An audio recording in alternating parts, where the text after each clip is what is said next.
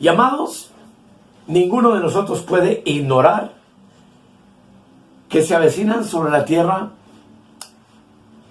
tiempos muy difíciles, que ya han comenzado, que se están viviendo ahora en muchas naciones de la tierra, de lo cual todos ustedes están enterados a través de las noticias, y que el panorama mundial no pinta sino catástrofes, destrucción, y todo lo que por supuesto Cristo en Mateo 24 profetizó que ocurriría en los tiempos del fin. Pero en medio de esa crisis que vive la humanidad, nosotros como Iglesia de Cristo no dejamos de interceder por lo que está ocurriendo, obviamente, pero estamos muy felices. Porque lo maravilloso de todo es que ya estamos advertidos de que todas estas cosas tenían que ocurrir. Dice la palabra en 2 de Timoteo capítulo 3, versículo 1, lo siguiente. También debes saber esto, que en los postreros días vendrán tiempos peligrosos. Así que el tema que quiero compartir con ustedes lo he llamado Vivimos tiempos peligrosos. Y voy a invitarles a orar. Amado Padre, Hijo y Espíritu Santo, quiero darte gracias en esta hora por la oportunidad que tú nos regalas de acercarnos una vez más a tu palabra, para recibir de ti la revelación, la sabiduría, el consuelo, la esperanza que la Escritura nos brinda en nuestro espíritu. Y por supuesto te damos gracias en el nombre de Jesús por este privilegio maravilloso. Amén. Como ya sabemos, la epístola del apóstol Pablo la escribió a Timoteo. La pregunta es cuándo y dónde se escribió.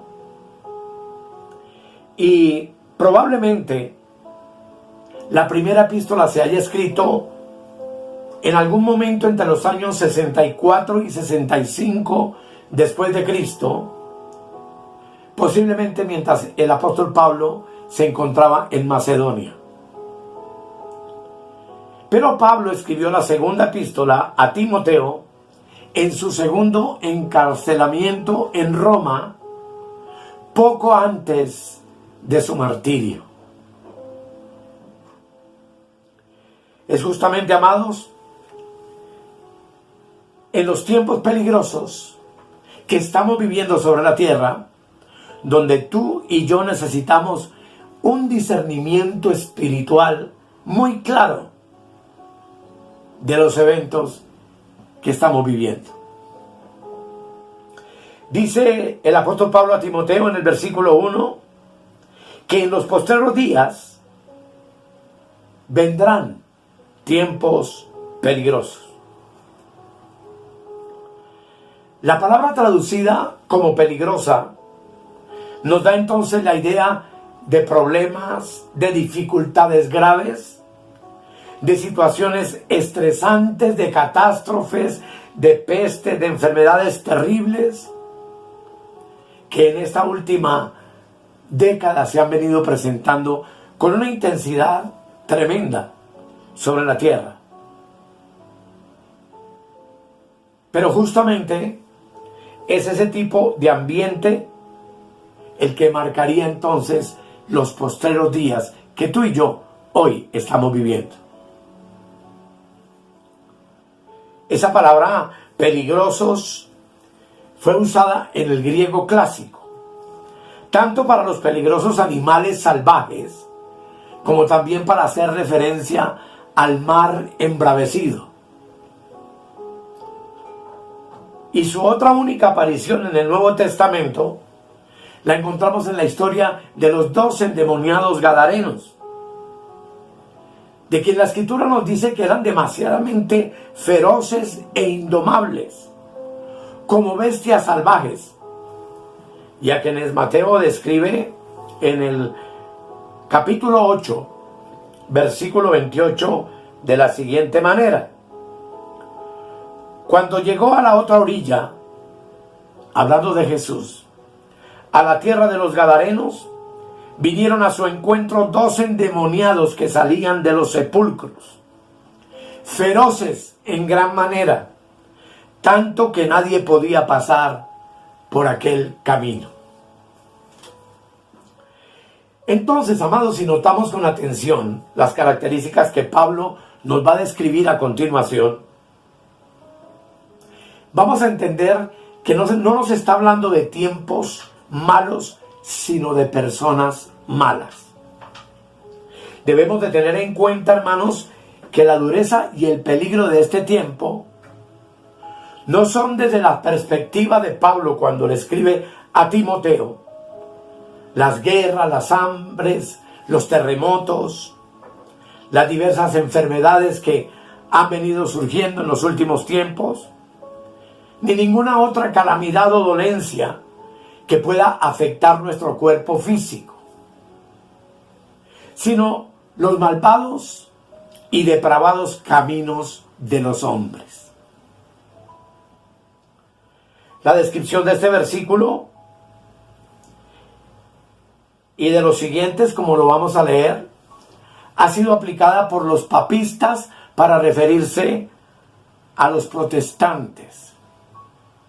Otros, los protestantes, a su vez lo aplican a los papistas, ustedes me entienden la palabra. Otros lo aplican a los judíos y otros a los herejes en general. Dice el apóstol, en los postreros días. Y este, por supuesto, es un término muy amplio en el Nuevo Testamento, lo suficientemente amplio como para que tú y yo pudiéramos decir que los postreros días comenzaron con el nacimiento de la iglesia en Pentecostés. Pues ustedes recuerdan, y por favor lean Hechos 2:17, Pedro cita la profecía de Joel para explicar la venida del Espíritu Santo como sobre los 120 que estaban reunidos en el aposento alto y el resultado de hablar en otras lenguas y en otros idiomas. Esa profecía comienza diciendo que en los postreros tiempos derramaré de mi espíritu, etcétera, sobre toda carne, y vuestros hijos y vuestras hijas profetizarán. Por favor, lea el texto. Pero, amados, lo que nosotros podemos entender es que los días del Mesías marcarían entonces el comienzo de esos postreros días. Sin embargo, el término es apropiado después de 2000 años, ya que estamos viviendo el final de los tiempos, para esta temporada que tú y yo hemos tenido que vivir. Hoy, antes del inminente regreso de Jesús y de la consumación final de todas las cosas. Existen muchos que piensan que estudiar la profecía y hablar de los postreros días en la palabra de Dios es una actividad frívola. Para muchos es indiferente. Pero tú y yo, mis amados, debemos ser capaces de discernir cuándo son estos postreros días, cuáles son las condiciones del mundo en estos postreros días y, lo más importante, de los hombres que habitan hoy sobre la tierra. Hay hermanos en diferentes congregaciones que están esperando que todo va a ser mejor, profetizan y predican que cada día van a ser más prósperos y más bendecidos, enseñando que hasta el fin de que todo esto haya madurado, se convertirá todo en un milenio de gozo y de paz sobre la tierra. Y aquí cabe mucho la exhortación de Mateo 16, del 1 al 4, donde si tú lo lees atentamente, vemos que Jesús reprendió a los religiosos de su tiempo porque no querían entender o no entendían el significado de los tiempos. Mateo 16, 3 les dice: hipócritas, que sabéis distinguir el aspecto del cielo, mas las señales de los tiempos no podéis. Yo he pensado que Jesús pudiera darle esta misma reprimenda a muchos cristianos que hoy en día ni les importa si estamos viviendo en los postreros días, y a muchos ni siquiera les importa el inminente regreso de nuestro Señor Jesucristo. Son muy pocos hoy en una iglesia moderna, mundana y apóstata los ministros que todavía hablan con insistencia del arrebatamiento de la iglesia, de la segunda venida de Cristo en juicio sobre las naciones y de los 7 años de la tribulación que están próximos a inaugurarse sobre el planeta. Entonces, el apóstol Pablo, aquí en el texto que estamos mirando, en 2 de Timoteo, capítulo 3, del 2 al 5, hace una descripción de la condición del hombre, de la humanidad, en estos postreros días, que cumplen, por supuesto, la profecía de Apocalipsis 13, 18. En el momento no vamos a hablar de Apocalipsis 13, pero Apocalipsis 13 nos hace una descripción de las dos bestias, del ministerio del anticristo y del falso profeta, de la persecución que vendrá durante la mitad de la tribulación sobre la tierra y aún al principio, en donde se establecerá una marca por parte del anticristo sobre todas las personas. Pero Apocalipsis 13, 18 dice: aquí hay sabiduría. El que tiene entendimiento cuente el número de la bestia, pues es número de hombre, y su número es 666. El 6 todos sabemos que es el número del hombre, porque en el 6º día fue creado. Fue el periodo de su caída. Por tanto, 6, 6 y 6 nos daría al hombre en toda la plenitud de su carnalidad, de su maldad y de su alejamiento por completo de Dios. 3 veces se describe entonces la plenitud del hombre viviendo en la carne. Y precisamente, amados, aquí hay sabiduría. Y dice el profeta Juan: el que lee entienda. Y nos dejó el Espíritu Santo, por su inmenso amor, la posibilidad entonces de poder entender no solo que la marca será algo en la mano o en la frente, un chip, un microchip, lo que ha de ser, sino que habla de algo más tremendo, que es el carácter de los hombres en esos posteriores días. Leamos, por favor, 2 de Timoteo, desde el 1 hasta el 5. Dice: también debes saber esto, que en los posteriores días vendrán tiempos peligrosos. Y el apóstol dice, ¿por qué? Dice: porque habrá hombres amadores de sí mismos, avaros, vanagloriosos, soberbios, blasfemos, desobedientes a los padres, ingratos, impíos, sin afecto natural, implacables, calumniadores, intemperantes, crueles, aborrecedores de lo bueno, traidores, impetuosos, infatuados, amadores de los deleites más que de Dios. Y el versículo 5 dice que tendrán apariencia de piedad, pero negarán la eficacia de ella.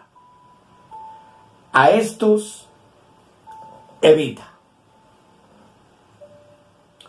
En obediencia a la palabra, hermanos, y por medio de que ha dicho que hay sabiduría y que el número de la bestia es número de hombre y que se puede contar, yo les invito para que lo contemos juntos. Porque aquí justamente está el 666 en todo su esplendor. Pues el Espíritu Santo permitió que aquí quedaran descritas 18 características de lo que será el hombre en estos postreros días. El primer 6 dice, amadores de sí mismos. 1. 2, ávaros. 3, vanagloriosos. 4, soberbios. 5, blasfemos. Y 6, desobedientes a los padres. Ahí encontramos el primer 6. El segundo está enseguida. Dice, ingratos 1, impíos 2, sin afecto natural 3, implacables 4, calumniadores 5, intemperantes 6. Segundo 6. Y el tercer 6 dice, crueles, aborrecedores de lo bueno 2, traidores 3, impetuosos 4, infatuados 5, amadores de los deleites más que de Dios 6. Como ustedes han estado viendo en el cuadro y en la imagen de apoyo que coloqué antes de comenzar a enumerarlos.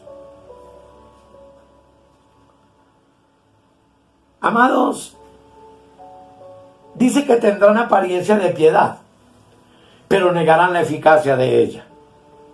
Serán aparentemente cristianos, religiosos, pero sus obras y su conducta negarán completamente lo que dicen que son.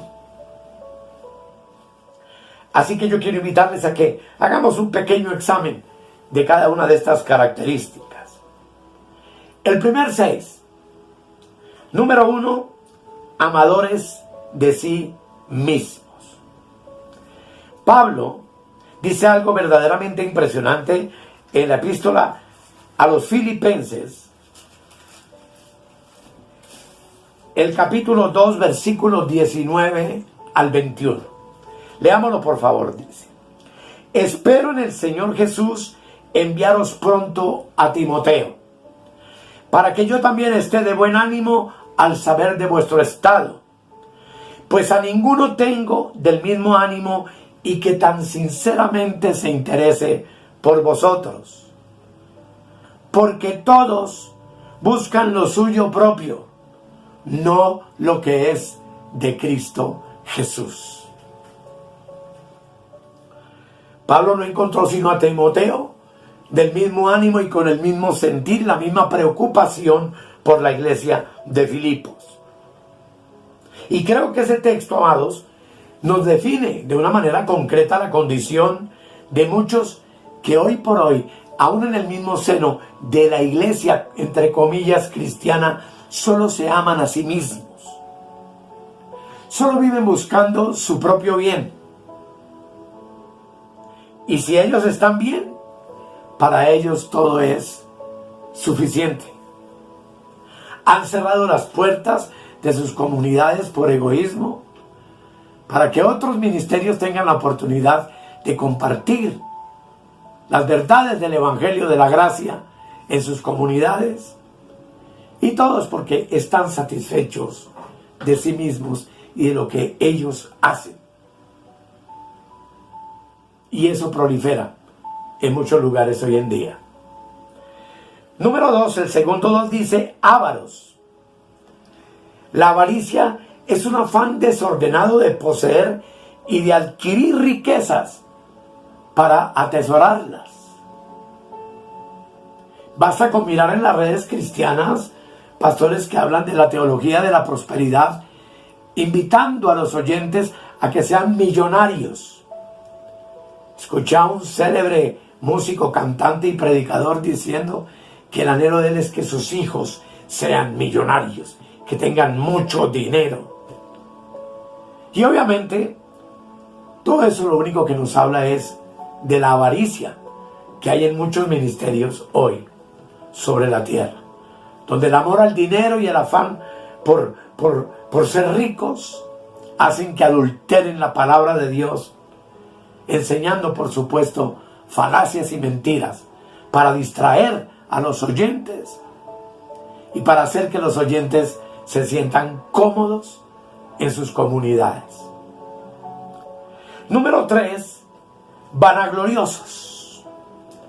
Note usted que una persona vanagloriosa es una persona jactanciosa, envanecida, presuntuosa, llenos de alabanza propia. Como algún día jocosamente dije, se creen la última Coca-Cola en el desierto. Y entonces, después de ellos no hay nada, después de ellos y de su elocuencia no existe otro. Y por supuesto, se enorgullecen de lo que han conseguido y de lo que tienen. Número 4 dice, soberbios. La soberbia es la altivez y el apetito desordenado de querer ser preferido por encima de los demás. Es la satisfacción y el envanecimiento por la contemplación de sus propias capacidades con menosprecio de las demás personas. Por supuesto, tú y yo conocemos personas así. Número 5 dice blasfemos. La blasfemia es una palabra injuriosa en contra de Dios o de los santos. Conocemos el significado. Es una palabra que injuria y desprecia a los demás. Y de eso muchas veces escuchamos, aún desde los púlpitos, predicadores que hablan de los demás con siervos, los vituperan, los juzgan por la forma como se visten, por la forma como hablan. Y de verdad, mis amados, que eso se constituye en una blasfemia, en un momento determinado contra Dios y contra los santos. Número 6, están los desobedientes a los padres. Y esto hoy sí que es una tragedia que vivimos a cada rato a nuestro alrededor. ¿Cuántas luchas libran los padres con esta área de la desobediencia de sus hijos? Aún los padres cristianos hemos tenido luchas con nuestros hijos, pues el anhelo nuestro es que ellos lleguen a ser buenos cristianos. Y muchas veces no comprendemos que lo que Dios conoció desde antes de la fundación del mundo y predestinó es lo que Él ha escogido. Y pretendemos muchas veces ignorar que muchos hijos aman más las tinieblas que la luz. Por supuesto, eso es doloroso, pero es una realidad que también estamos viviendo. Hasta ahí tenemos el primer 6. Vamos al segundo 6, que marca la palabra y dice ingratos. Número 1. Un ingrato es un desagradecido. Un ingrato es alguien que olvida o desconoce los beneficios que ha recibido. Y lamentablemente, muchos supuestos creyentes sufren de esta dolencia. No se satisfacen con nada, nada les sirve, no han aprendido a vivir humildemente, no han entendido que los que quieren enriquecerse caen en tentación y lazo del diablo, de Satanás. No han querido entender que teniendo sustento y abrigo podemos estar contentos con eso. Y que cada día que despertamos, cada huevito o chocolate o pan que nos comemos es una poderosa bendición de Dios para nuestras vidas. que estos medios de comunicación como el que el Señor nos ha provisto para compartir su palabra son una verdadera bendición, por lo cual deberíamos de estar agradecidos con Dios. Pero lamentablemente muchas personas no saben agradecer nada. Número 2, impíos. ¿Qué es la impiedad? Es la falta de consagración, es la falta de separación a Dios, es falta de santidad, de pureza de vida, a lo cual obviamente fuimos llamados por nuestro Dios.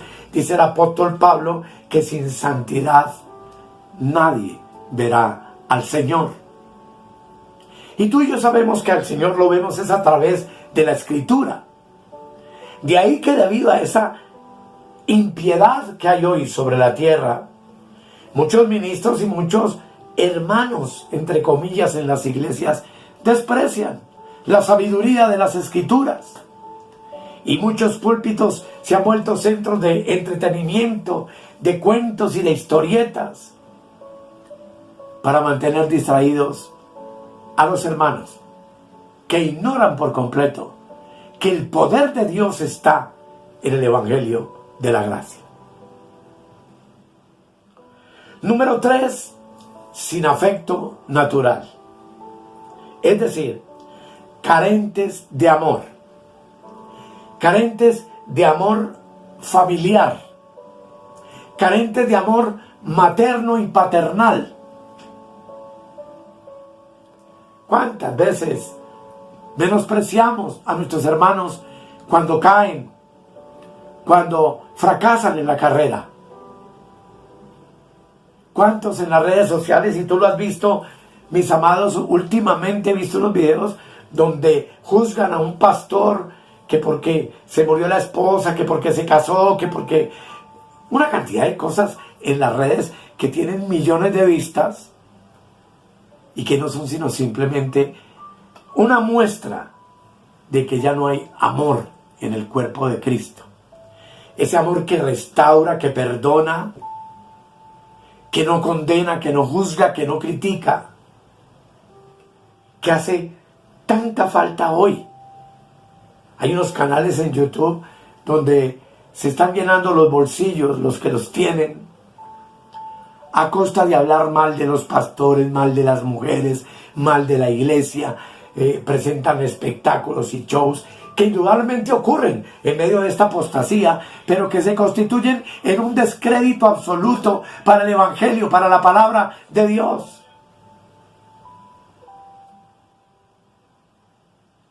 Y que avergüenzan, hermano, delante de los impíos y los pecadores, a la iglesia.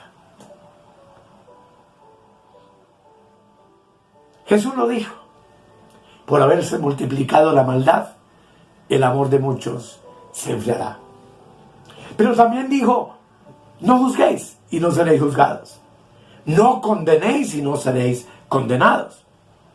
Perdonad y seréis perdonados. Y sí que para eso necesitamos amor.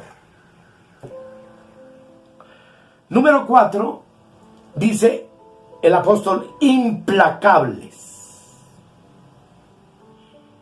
Una persona implacable es una persona indómita, no se deja gobernar por nada ni por nadie. Es una persona áspera, grotesca, grosera, maleducada. Es una persona sin misericordia. Y sin duda alguna, que tú y yo conocemos personas de esa clase. Número 5 dice: calumniadores. Y aquí, hermanos, la calumnia sabemos todos que es una acusación falsa, hecha maliciosamente para causarle daño a otro. Políticamente tú ves cómo están llenas las redes de calumnias y de mentiras y de tanta basura, hermanos, imputándole delitos a personas que no los han cometido, y todo a sabiendas de que todas esas son cosas falsas, son cosas mentirosas.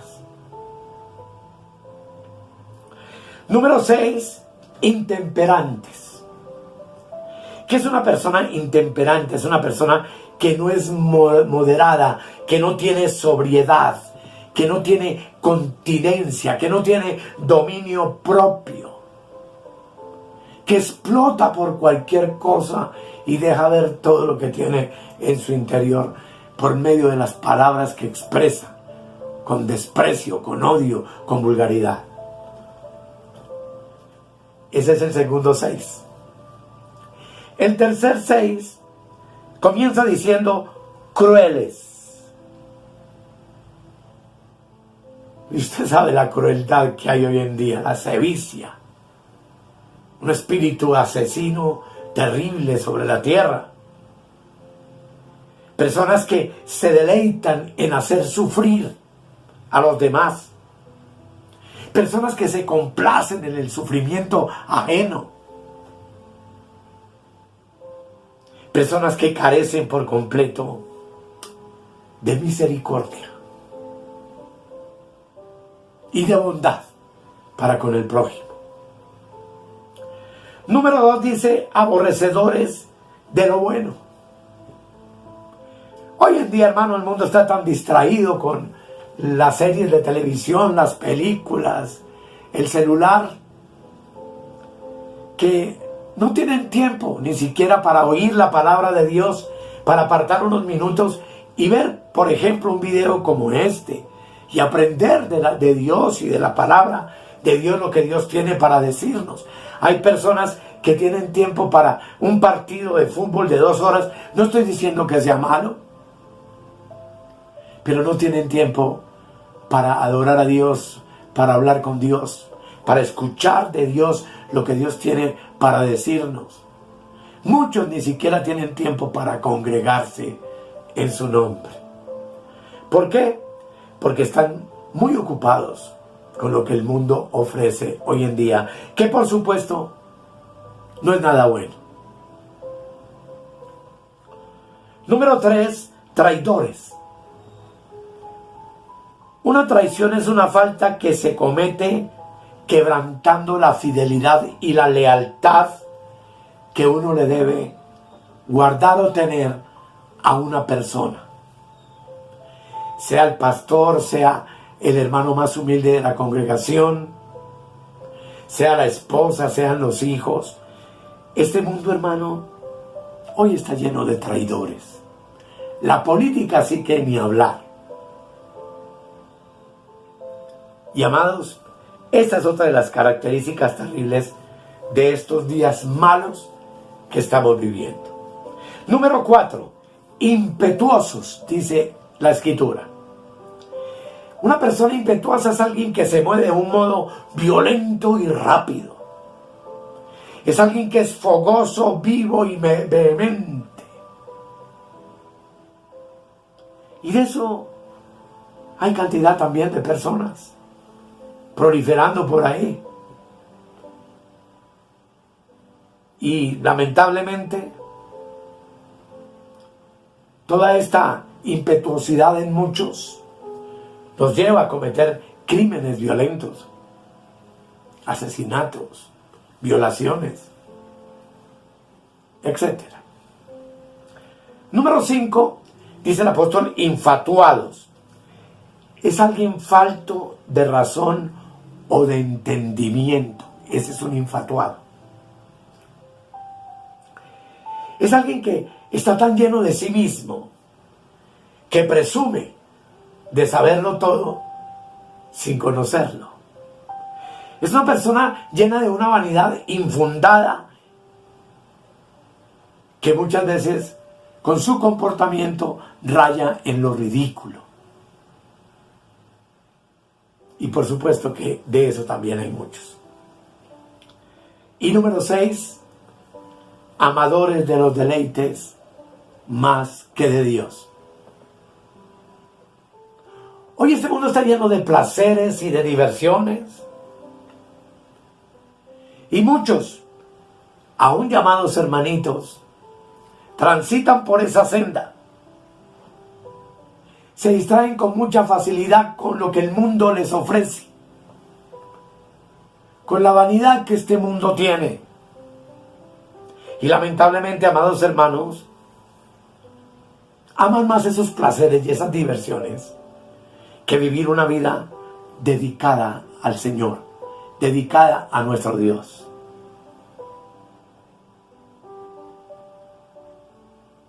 Lo que les decía antes, muchos han dejado de congregarse y muchas veces no se congregan porque están ocupados con la telenovela, están ocupados con el partido de fútbol. No digo que no puedan ver eso, yo no me meto en ese tema, sino que primero son las cosas de Dios. Primero es nuestra consagración a Dios. Primero es prepararnos espiritualmente y estar listos, pues en cualquier momento sonará la trompeta y ¿cuántos se van a quedar en sus placeres y en sus vanidades? Lo tremendo, amados, y con esto quiero concluir, es que la Escritura dice que tendrán apariencia de piedad. Y yo quiero aplicarlo a la iglesia. O sea, tendrán apariencia de cristianos, pero con su manera de vivir negarán la eficacia de lo que esencialmente es realmente ser un cristiano. Justamente, hermanos, en la cruz, Dios lo dio todo por medio de Cristo y su muerte, por ti y por mí. Y lo hizo para destruir el poder de esa bestia, de ese hombre en la carne, 666. Y para lograrlo, lo hizo con el número 666, justamente, pues el sexto libro en el Nuevo Testamento, que es la epístola a los romanos, mírenlo usted, es el sexto, 6, capítulo 6, el segundo 6, y el versículo 6 habla de esa destrucción. Dice la palabra que tú y yo conoceremos la verdad y que la verdad justamente nos hará libres. Y el versículo 6, léelo conmigo, dice: sabiendo esto, que nuestro viejo hombre fue crucificado juntamente con él, para que el cuerpo del pecado sea destruido, a fin de que no sirvamos más al pecado, porque el que ha muerto ha sido justificado del pecado. El viejo hombre fue crucificado, el viejo hombre Adán está muerto. El castigo del pecado y el poder que tenía sobre nuestras vidas murió con Cristo en la cruz. Nuestro viejo hombre lleno de pecado murió de una vez por todas con Cristo. Y ahora estamos libres de su poder. El cuerpo del pecado no es esta vasija de barro, literalmente, sino esa naturaleza rebelde que hay en la mente y el corazón del hombre, amante del pecado heredado de Adán. A pesar de que algunas veces nuestro cuerpo coopera voluntariamente con nuestra naturaleza pecaminosa, no podemos del todo considerarlo malvado, porque el malvado no es el cuerpo, sino el yo, el alma, que busca los placeres, que busca el descarrío, que busca la infidelidad a Dios y por supuesto a los demás hombres. Lo que es malo, amados, es el pecado en nosotros. Y lo que se derrota ese poder del pecado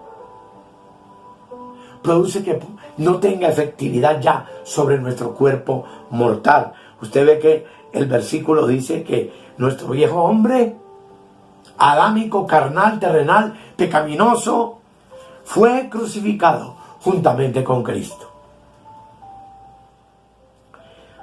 Y Pablo acaba de establecer que la fe en Cristo nos declaró absueltos, inocentes ante Dios de todo pecado. Aquí Pablo enfatiza que ya no necesitamos una vida bajo el poder del pecado. Dios nos saca del mundo, Dios no nos saca del mundo, ni nos convierte en robots, sino que cada uno de nosotros toma su decisión de seguir a Cristo, de vivir Cristo, de obedecer a Dios. Y no les digo que a veces no sentimos deseos de pecar. Quizá algunas veces lo hayamos hecho, hermanos. Pero la diferencia radica en que antes de ser salvos, tú y yo éramos esclavos por completo de la naturaleza pecaminosa. Pero ahora, en esta nueva creación, tú y yo tenemos el privilegio de elegir vivir Cristo. Como dice Pablo en Gálatas 2:20, con Cristo estoy juntamente crucificado y ya no vivo yo, mas Cristo vive en mí. Y lo que ahora vivo en la carne, lo vivo en la fe del Hijo de Dios, el cual me amó y se entregó a sí mismo por nosotros. Dios nos ve como si hubiésemos muerto con Cristo, porque nuestros pecados evidentemente murieron con Él. Ya no estamos más condenados, ni somos esclavos más de la vieja naturaleza adámica. Dice Colosenses capítulo 2 versículos 13 y 15. Y a vosotros, estando muertos en pecados y en la incircuncisión de vuestra carne, os dio vida juntamente con Él, perdonándoos todos los pecados, anulando el acta de los decretos, es decir, la ley que había contra nosotros, que nos era contraria, quitándola del medio y clavándola en la cruz. Y el verso 15 dice, y despojando a los principados y a las potestades, los exhibió públicamente, triunfando sobre ellos en la cruz. Ya no hay viejo Adán, ya no hay Satanás, ya no hay demonio que pueda enseñorearse de nosotros, porque Cristo venció el pecado, porque Cristo quitó la naturaleza pervertida que había en nosotros, porque Cristo cumplió la ley para que la ley ya no pueda acusarnos ni revelarnos el pecado, y triunfó sobre Satanás y los demonios, exhibiéndolos públicamente en la cruz. En cuanto a la relación, ya estamos viendo en otros temas en nuestro canal Reinando en Plenitud que hemos llegado a ser uno con Cristo, que sus experiencias son nuestras experiencias, que su vida es nuestra vida. Así que nuestra vida cristiana entonces empieza cuando en unidad con Él aceptamos que con su crucifixión morimos a la vieja naturaleza y que con su resurrección salimos avantes a una nueva creación y a una nueva vida. En nuestra vida diaria tenemos muchas cosas que crucificar diariamente. Tenemos que negar el yo diariamente, amados hermanos. Porque aparecen cosas que quieren impedirnos nuestra sincera fidelidad a Cristo. Aunque el enfoque del cristiano no es la muerte, sino la vida, obviamente. Porque tú y yo hemos sido crucificados con Cristo, pero también hemos resucitado con Cristo. Romanos 6:5. Legalmente estamos reconciliados con Dios, 2 de Corintios 5:19. Somos libres hoy para poder crecer y ser semejantes a Cristo. Romanos 8:29. Así que, amados, en nuestra vida diaria, al continuar esta batalla contra la carne, contra el pecado, el poder de la resurrección ya está disponible para ti y para mí.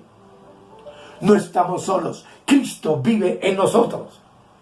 Esa es nuestra razón suficiente para que tú y yo anhelemos vivir y gozarnos en medio de los tiempos peligrosos que estamos viviendo. Y yo te digo esto porque hay muchos cristianos asustados con lo que está pasando.